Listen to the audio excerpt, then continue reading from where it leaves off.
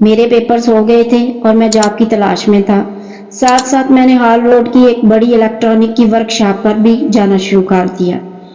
کلثوم باجی کی اپنے سسرال سے لڑائی اس بار کافی لمبی ہو گئی تھی۔ تائی جی کے میکے چیچا وطنی میں کوئی شادی آ گئی تو تایا جی اور تائی جی ادھر چلے گئے۔ پیچھے سے تایا جی کا ٹی وی خراب ہو گیا تو ابو نے مجھے حکم دیا کہ جا کے ان کا ٹی وی ٹھیک کر دوں۔ اس کی تاریں تو کینچی سے کاٹی گئی ہیں، میں نے بتایا تھا، مجھے پتا ہے۔ کلثوم باجی نے بڑے فخر سے کہا۔ کیوں؟ میں نے حیرانی سے پوچھا۔ تمہاری محبت کی وجہ سے میں یہاں آ کے بیٹھی ہوں، تم ہو کے ادھر کا چکر ہی نہیں لگاتے۔ میری محبت؟ کون؟ کس کی بات کر رہی ہیں باجی؟ میں نے کلثوم باجی سے ایک ساتھ ہی کئی سوال پوچھ لیے۔ کلثوم باجی میرے جواب سے ششدر تھی۔ کیا تم عارفہ سے محبت نہیں کرتے؟ کلثوم باجی ہڑبڑا اٹھی تھی۔ آپ کو کس نے کہا؟ عارفہ تو کہتی ہے کہ تم بھی اس سے محبت کرتے ہو۔ کس سے کہتی ہے؟ میں نے الجھن سے پوچھا۔ مجھ سے۔ کلثوم باجی نے سوالیہ نظروں سے میری طرف دیکھا۔ کلثوم باجی مجھے تو آج تک خود ہی سمجھ نہیں آئی کہ کون کس سے محبت کرتا ہے۔ میری اور کلثوم باجی کی الجھن بھی عارفہ نے ہی دور کر دی۔ اوئے تم جانو، میں تو تم سے محبت کرتی ہوں تمہاری ہی خاطر۔ میں نے تنویر سے منگنی توڑوائی ہے۔ میں نے کب کہا تھا کہ تم تنویر سے منگنی توڑ دو؟ میں نے کلثوم باجی کے سامنے خود کو عارفہ کی یک طرفہ محبت سے الگ کر لیا۔ عارفہ اگر میرا گھر برباد ہوا تو اس کی سب سے بڑی وجہ تم بنو گی۔ کلثوم باجی نے ملامتی انداز کے ساتھ عارفہ سے کہا اور وہاں سے پاؤں مارتی ہوئی چلی گئی۔ باجی کے سامنے یہ سب بولنے کی کیا ضرورت تھی؟ تم کچھ بھی کر لو، میرے علاوہ کسی اور سے تمہاری شادی میں کبھی نہیں ہونے دوں گی۔ عارفہ نے مجھے سیدھے لفظوں میں کھلم کھلا دھمکی دے ڈالی تھی۔ عارفہ بھی پاؤں پٹکتے ہوئے وہاں سے چلی گئی۔ میں تو تایا جی کے گھر ٹی وی ٹھیک کرنے گیا تھا۔ عارفہ نے الٹی میری ہی مرمت کر دی۔ میں نے جلدی سے ٹی وی ٹھیک کیا اور وہاں سے نکلا۔ عارفہ کو جب بھی مجھ سے ملاقات کرنی ہوتی خود ہی ٹی وی کو کھول کر اس کا کوئی نہ کوئی تار کاٹ دیتی۔ بسمہ کے نکاح کے 2 مہینے بعد ایک دن نانی مجھے تفصیل بتانے لگی۔ جب میں ہسپتال سے گھر آئی تو پتا چلا رشید نے اجمل سے بسمہ کا رشتہ طے کر دیا ہے۔ بسمہ بڑی روئی کرلائی تھی مگر رشید نے اس کی ایک نہ سنی۔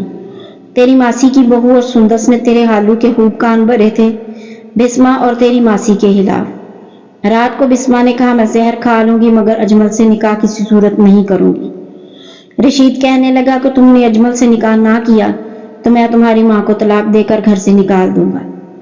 یہ کرواتی تھی تیری ملاقاتیں اس کمینے کے ساتھ۔ میرے جسم میں نانی کی باتیں سننے کے بعد خون کی گردش تیز ہو گئی۔ نانی نے باتوں کا سلسلہ پھر سے شروع کر دیا۔ آسیہ کہنے لگی بسمہ اجمل سے نکاح کرے گی مگر میری بھی ایک شرط ہے۔ رشید فٹ سے بولا۔ بولو۔ آپ مجھے میری بہنوں سے ملنے سے کبھی نہیں روکیں گے، منظور ہے۔ آج نکاح پر بھی بلائیں گے اور ان سے کسی بات کا تذکرہ بھی نہیں کریں گے، یہ بھی منظور ہے۔ نانی نے اپنی آنکھوں سے آنسو صاف کرتے ہوئے بتایا۔ مہروز بیٹا بسمہ بے وفا نہیں تھی، مجبور تھی، وہ کرتی بھی تو کیا کرتی۔ ثانیہ کیا تھی؟ میں نے نانی سے گلے کے انداز میں پوچھا۔ وہ لالچی تھی۔ جب اس کے لیے اس منہ ڈیلر کا رشتہ آیا تو میں نے اسے بہت سمجھایا، ثانیہ بیٹا مہروز بڑا اچھا لڑکا ہے، وہ تمہیں بہت خوش رکھے گا۔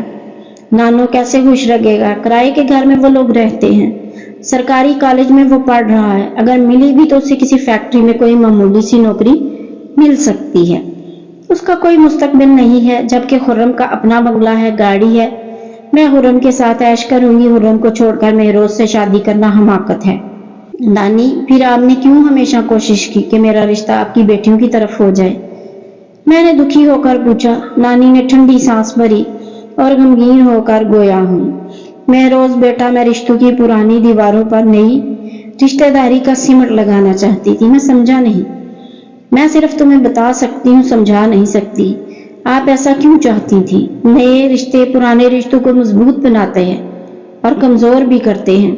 میں بھی اپنی بیٹیوں کے درمیان کمزور رشتوں کو مضبوط کرنا چاہتی تھی۔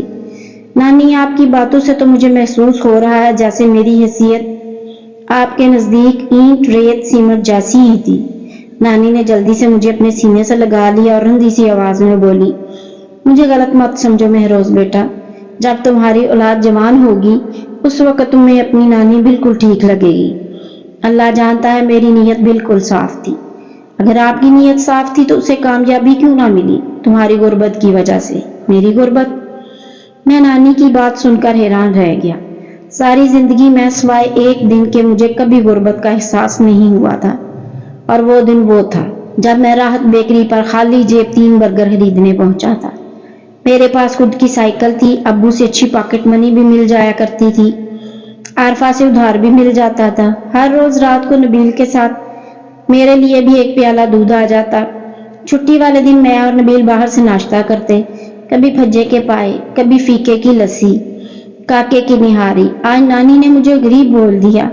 اپنے من کے آئینے میں مجھے کبھی اپنی غربت نظر نہیں آئی۔ میں تو دل کا امیر تھا اور اسی کو امیری سمجھتا تھا۔ ثانیہ نے تمہاری محبت نہیں دیکھی، اسے تو تمہاری غربت ہی نظر آئی۔ اسی طرح رشید کی نفرت بھی تھی۔ اس نے خالی ہاتھوں کی بجائے بھرے ہوئے ہاتھوں میں اپنی بیٹی کا ہاتھ دے دیا۔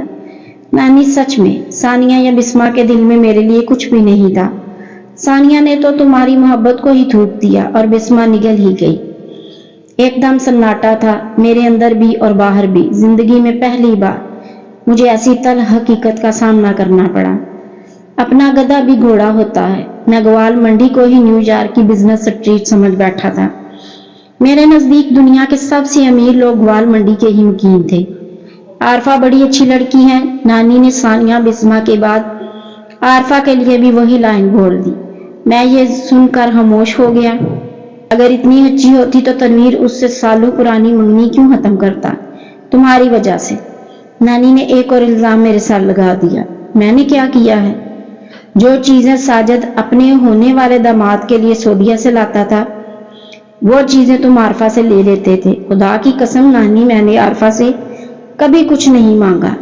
وہ تو خود ہی مجھے تحفے تحائف دیتی رہتی تھی، اور تم لے لیتے ہو۔ ذرا سوچو، ایک لڑکی اپنے مگیتر کی چیزیں کسی دوسرے کو کیوں دے گی؟ مجھے کیا پتا تھا کہ وہ چیزیں تایا جی تنویر کے لیے لاتے تھے۔ عارفہ تم سے بہت محبت کرتی ہے۔ میں بچپن سے ثانیہ سے محبت کرتا تھا، اور بسمہ بچپن ہی سے میری محبت میں گرفتار تھی۔ نہ ثانیہ مجھے ملی اور نہ ہی بسمہ مجھے پا سکی۔ کلثوم باجی کی شادی سے پہلے بھی تنویر عارفہ کے عشق میں مبتلا تھا۔ میں تنویر کا عشق دیکھوں یا عارفہ کی محبت؟ اگر تنویر کو عارفہ سے عشق ہوتا تو وہ اس سے منگنی نہ توڑتا۔ بے وفائی کرو تو منگنی کیا، شادی بھی ٹوٹ جاتی ہے۔ میں نے نانی کو بتایا۔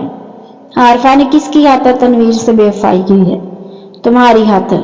نانی کی بات سن کر میں سوچ میں پڑ گیا۔ ارے میں تو بھول ہی گئی تھی۔ نانی یہ کہتی ہوئی اپنی جگہ سے اٹھی اور اپنے بیگ میں سے ایک پیکٹ نکال کر لے آئی، جو پنک کلر کے ایک گفٹ پیپر سے پیک تھا۔ یہ بسمہ نے تمہارے لیے خریدا تھا۔ میں نے وہ تھام لیا اور اپنی بہنوں کے کمرے سے اٹھ کر اپنے کمرے میں آ گیا۔ اپنا لکڑی کا بڑا سا صندوق اپنے پلنگ کے نیچے سے نکالا، جس کے اندر میں اچھی خاصی چیزیں رکھا کرتا تھا۔ وہ گفٹ اس میں رکھا اور اسے پھر سے تالا لگا دیا۔ میں بھاگتا ہوا سیڑھیاں چڑھ گیا۔ میری آنکھوں سے بے ساختہ آنسو نکل رہے تھے۔ چھت پر پہنچا تو سامنے نبیل کھڑا تھا۔ شیر بن شیر، مرد روتے ہوئے اچھے نہیں لگتے۔ نبیل نے مجھے اپنے سینے سے لگاتے ہوئے تسلی دی، مگر آنسو تھے، وہ کسی کی تسلی کو نہیں مان رہے تھے، وہ تو مسلسل بہے جا رہے تھے۔ ایک کی منگنی ہو گئی اور دوسری کی شادی۔ میں نے تو دونوں کو ٹوٹ کر چاہا تھا۔ میں نے زخمی آواز کے ساتھ کہا، دودھ بھائی۔ علی نے نبیل کے پاس کھڑے ہوتے ہوئے اپنے آنے کی اطلاع دی تھی۔ میں نے جلدی سے اپنی نم آنکھوں کو صاف کیا اور ٹرے سے دودھ کا پیالہ اٹھا لیا۔ علی وہاں سے مزید کچھ بولے چلی گئی۔